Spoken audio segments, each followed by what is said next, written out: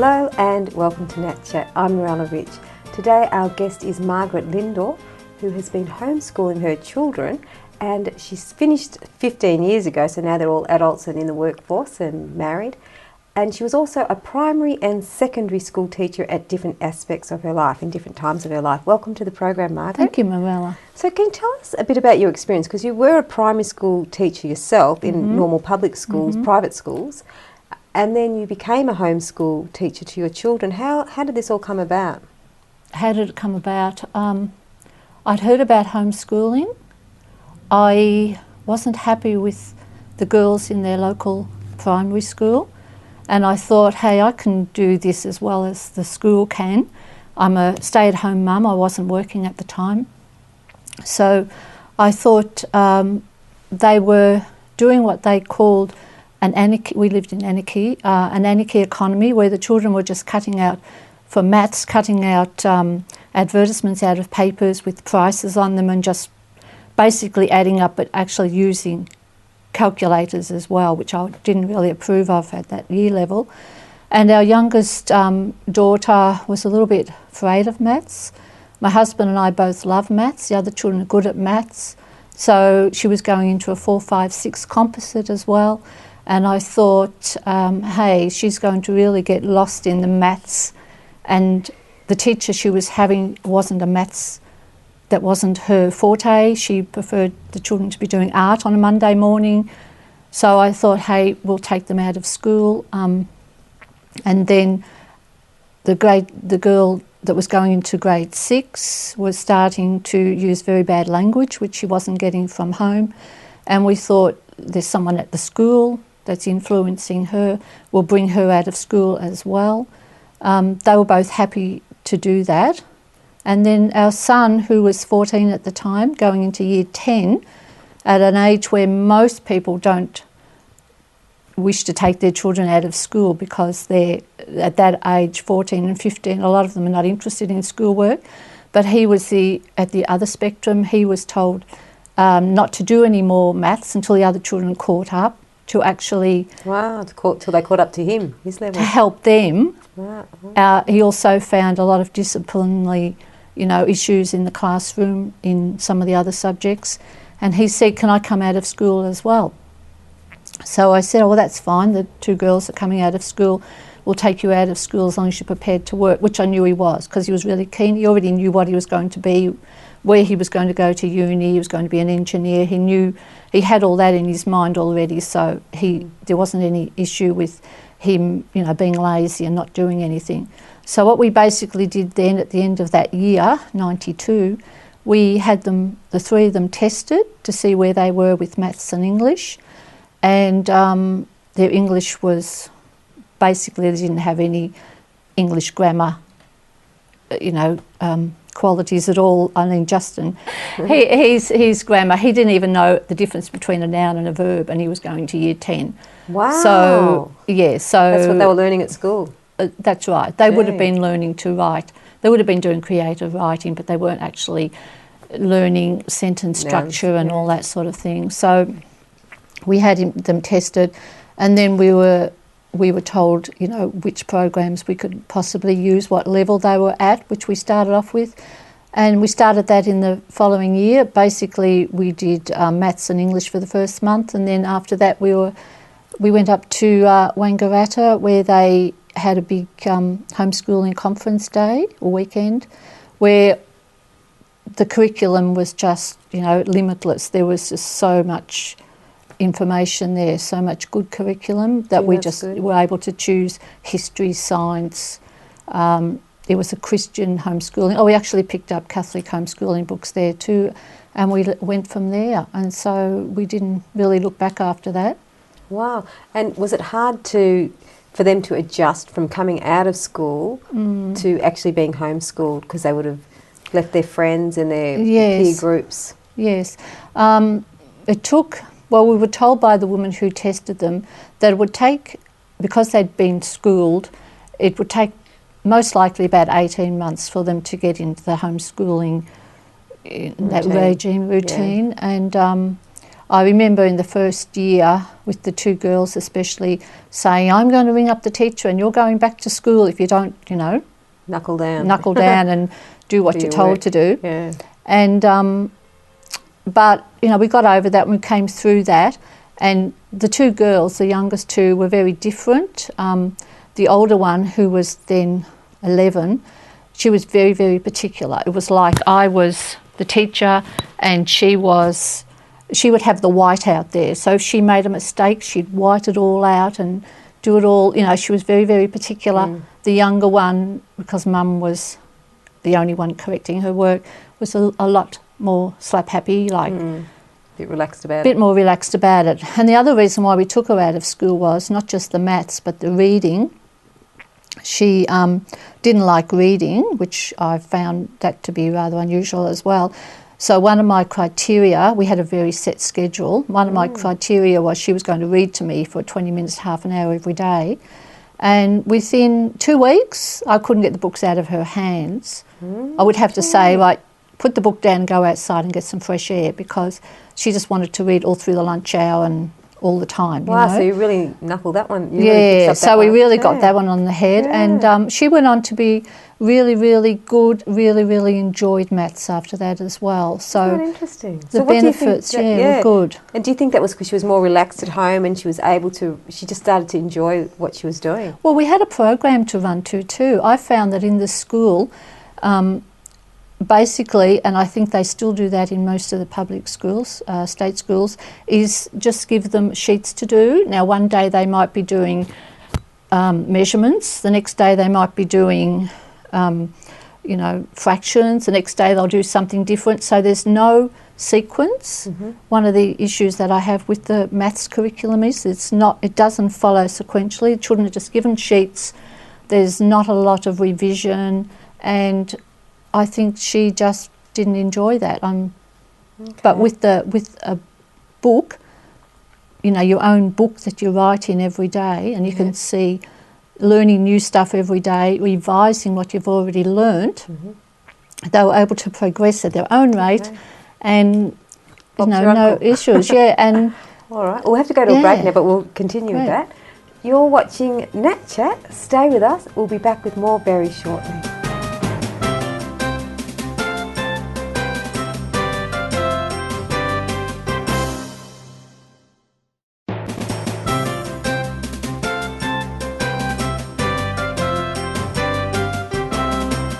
Hello and welcome back to Nat Chat. I'm Mirella Rich. If you've just joined us, we're here with Margaret Lindorf, who was a homeschool mum to 3 of her 5 children, and she was also a primary school and secondary school teacher at different intervals in her life. Welcome back to the program, thanks, Margaret. Marilla. Now, you homeschooled 3 of the children, so 2 of them just went on to normal school. So did you have to drive them to school and come back and homeschool the other children, or how did that work? I only drove them to a bus stop, which was Okay. about, we live in the country, 3 Yeah. k's away to a bus stop, pick them up Okay. again in the evening. Okay. And did the older ones want to homeschool, or that you were happy with them staying at school at that time? The eldest girl had already gone to university in Melbourne, Okay. in Ballarat, I should say. Yeah. So she was living in Ballarat, so she wasn't at home then Right. when she left school. And the next child was going into year 12 Yeah. locally. He would have liked to have been homeschooled, but we thought about it for year 12, but because it's VCE and it's a 2-year course, we said, you know, stay on at Yeah. school and finish your schooling. But he was influenced by the homeschooling more than Okay. our daughter, because he was home in the evening, and when he had days off he could see just the difference with homeschooling than being at school. I remember him saying to me when he had a day off working there with the others, saying, "Oh, this is really good," he said. When we go to school, the teacher does most of the talking and then tells us what we have to do for homework. So when we come home at 5 o'clock, we have to turn around and do what I could have been doing during the daytime. That's So he interesting. noticed the difference with that, yeah. Whereas a homeschooler doesn't have any homework after tea. Yeah. They've done all their written work during the daytime. Isn't that beautiful? And did you find, because yourself being a teacher, what did you see the difference was with teaching just 3 of your children as opposed to teaching a class of 30. How could you see the difference as well, the benefits of homeschooling? Well, it's more one-on-one, even though there were 3. Our eldest son basically worked on his own because he's quite bright, and he was able to just go ahead and do his own work to a certain extent. We said prayers in the morning. We started usually at 9 o'clock, and we used to start with prayers, and they enjoyed that in the first year, actually gathering together a list of prayers. So he would type, he typed out a list of prayers, so we'd choose 2 or 3 out of those prayers to use each morning. And then, of course, we'd stop for the Angelus, and so he was basically working on his own, and the girls basically worked on their own in their maths and English, but we often did science and the social studies, geography, history subjects together. Okay. So it's a lot different. You're not standing up there in front of a class teaching, you're more teaching on a one-on-one. And if I had to do any extra work with one of them, we'd just go into another room so as not to disturb the others that were working. Yes. And how did you organise your structure of your day? Like, how did you have a sort of a routine every day that you stuck to keep everything on track, or did it change? No, we did. I think that comes from being a teacher. I know other homeschoolers who are not in the teaching profession more likely to allow the children to work whenever they wish to, like do whatever subjects they want to at any time, as long as they get it all finished in a day. But we basically did maths together at the same time, literacy, and then left the afternoon for art, science, music and those subjects. And usually finished between 3:30 to 4 o'clock each day. Right. And one of your eldest got very high score as well, didn't she? After being homeschooled when she did HSC? Our youngest, well, they went to university through different channels. Do you want me to speak about that? Yeah. The son who only did year 10, 11 and 12, who knew what he wanted to be, and he knew he wanted to go to RMIT, he actually did his own, he did the maths and English and all the other subjects in years 10 and 11, and then in year 12, he did the physics, chemistry and maths. Instead of doing the same maths program, progressing on to the next maths program, he actually started doing, he did the basic electronics course from the RMIT off campus, correspondence. He did the maths 1E and maths 2E, which may have changed its name now, as part of the Associate Diploma of Electronics. So he did that in preparation to going into electronics at the RMIT. And then at the end of the year, he had made circuit diagrams as well. Yeah. So when he went for an interview at the end of the year, he'd done the SAT. Do you know what that is? The Scholastic Aptitude Test, which is set all throughout the world at the same time in every 3 months or so. He sat for that and got very high scores in the SAT 1, and he also sat for SAT 2, which was maths and physics, I think.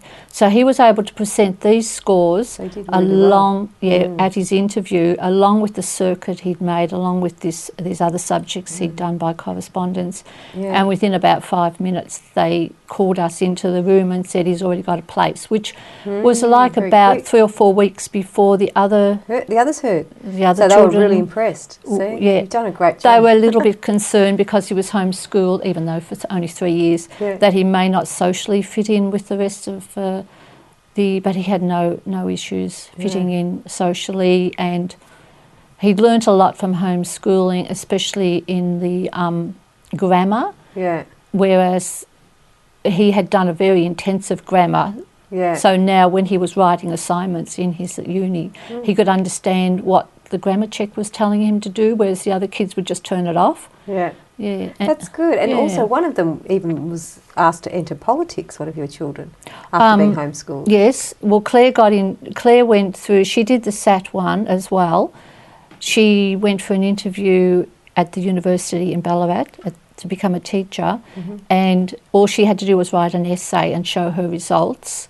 And she'd already done a touch typing course through the Gordon, which she says was really valuable later on, like she can touch type now, Yeah, which I yeah. can't do. So that was really valuable. And then when she was about 22, she was asked to stand for the seat of Ballarat for the DLP against Catherine King. Wow. So she took a few votes away from Catherine King, but so that was a real testament to your her, teaching. and it was really, she knew nothing about politics, so she Okay. was interviewed and, Wonderful. pictures in the paper and. Oh, we'll have to talk a Yeah. little bit more about that. We've got to go to a break now. You're watching Nat Chat. Stay with us. We'll be back with more very shortly.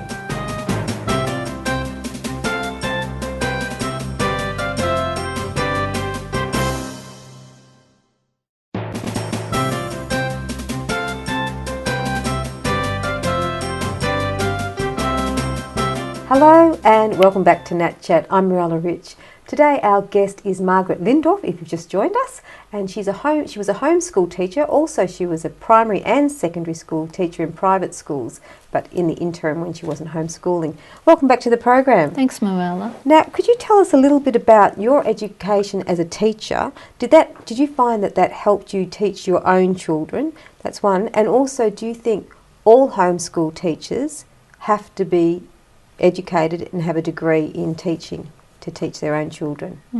In answer to the first question, I didn't learn a great deal. I've heard since that the reason why people go to Teachers College is to learn how to cope with a large number of children rather than just one-on-one like you would at home, like a mother at home bringing up her children up until the age of 5 copes quite well with teaching them, the basics, and even the basics in, maths, how to count, colours and all that sort of thing. So it's really being able to control a large class of children that you actually are taught in the Teachers College. Okay. So anybody is capable. I shouldn't say anybody.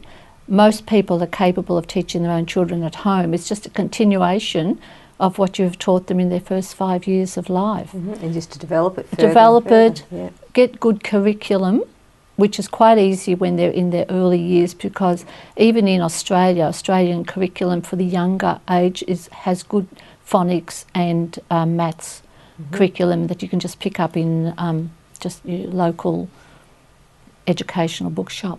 And did you follow any particular curriculum with your children? Did you aspire to any of the, because there's a lot of different curriculum courses out there for children. Did you aspire to one, or did you just grab books for their age and their grade? We did use some Australian curriculum, but we found, especially for social studies, because if you are choosing, which we did, a lot of American curriculum, there's not a lot about Australian studies. So there are some good Australian social studies books that we used, and also we basically used American curriculum for the maths and the literacy, science, history, geography. It was American that we mainly used the Becker. The Beck, what's it called? Abeka, ABEKA, which is available in Canberra, from Canberra. Is that a Christian curriculum? It's curriculum. Yeah. Christian. Yeah, we used curriculum that was basically Christian. Is it Catholic as well, or just It's not Christian? Catholic, but you do have to pick the eyes out of some of it because it's not all Catholic. But we also used the Faith and Life series, Catholic, for our religious studies. And did you find morally the children are different that are homeschooled, morally with their morals and values, that they're different from children that are at public schools or private schools as opposed to homeschools? Do you notice that difference being a teacher yourself and meeting homeschool children? Well, if you've got your own children at home and you're teaching them your values, they're not as likely to be influenced by bad behaviour and swearing and whatever else goes on in the public schools. So that influence disappears after a while, which it did with ours. Like their values were more like the values of their parents, like good values, rather than, like any homeschooled child, their example is coming from their parents rather than from their peers. So there's a lot of peer pressure at school, you know, to conform. Because there was a quote you had of George Washington too, wasn't there? George Washington saying something about... George Washington, yes, he said that it is better to be alone than to be in bad company. So, you know, it's really important, like it gets onto this aspect of socialisation. Socialise, you know, everyone wants to be social beings. We are social beings. Everyone wants to be socialised, but it depends on the type of socialisation. We want our children to be able to interact with others, you know, in a good social setting. You know what I mean? Exactly. Yeah. We don't want them running gangs and graffitiing and doing stuff like that and swearing at people as they're going past. Yes. And getting back to the classroom where you've got 25 or 30 children, a lot of people are saying, well, if you're not putting them in a school, you're not preparing them for life after school. Whereas in actual fact, if you think about it, how many of us after we leave school are meeting and mixing with 25 other people of the same age group? We're not. We're mixing with all different age groups. And I always found that when we were in the company of children who come from homeschooling families, where they will interact with adults, younger children, you know, you'll see a 16, 17-year-old boy holding on to his, nursing his, you know, 18-month-old baby brother or sister. And a lot of home children in the public system sort of look upon that as, you know, not cool. Yeah. Actually, that is something really beautiful about homeschool children as well. And they can talk to adults, they can talk to teenagers, they can talk to their peers and the ones younger than them, and they all interact and play together. That's right. Yeah. And you will get people ask about homeschool children shy, but I mean that's just personality. You'll get homeschool children, I know, who are shy, and you'll get homeschool children who are outgoing, and vice versa in the school system. A lot of children going to school now, they don't like school. You know, you say to them, "Well, how's school?" "Oh, don't really like school that much." So. And a lot of them are shy as well, and they haven't got that confidence. And also, you were saying off camera that I think it was Claire, one of your children, anyway. They went to university, and so you tell the story. No, well, when our daughter was at university, she evidently put up her hand the first or second day and asked a question in the big lecture room where all the other people were. And some 6 months later, one of her friends said to her, "Claire, I can't believe you put up your hand." And Claire said, "Why?" She said, "Oh, I'd never put up my hand in a class of all these people that I didn't know." So because she'd been homeschooled for 7 years, she wasn't under that peer pressure culture. To her, "Oh, I need to know an answer. I'll put up my hand and ask a question." It didn't cross her mind that the others would all be thinking. So beautiful. Yes. Would you like to come back? We'll continue on this conversation next week. Okay, thank you. Thanks, Mirella. You've been watching Nat Chat. Our guest was Margaret Lindor, and we'll see you again next week.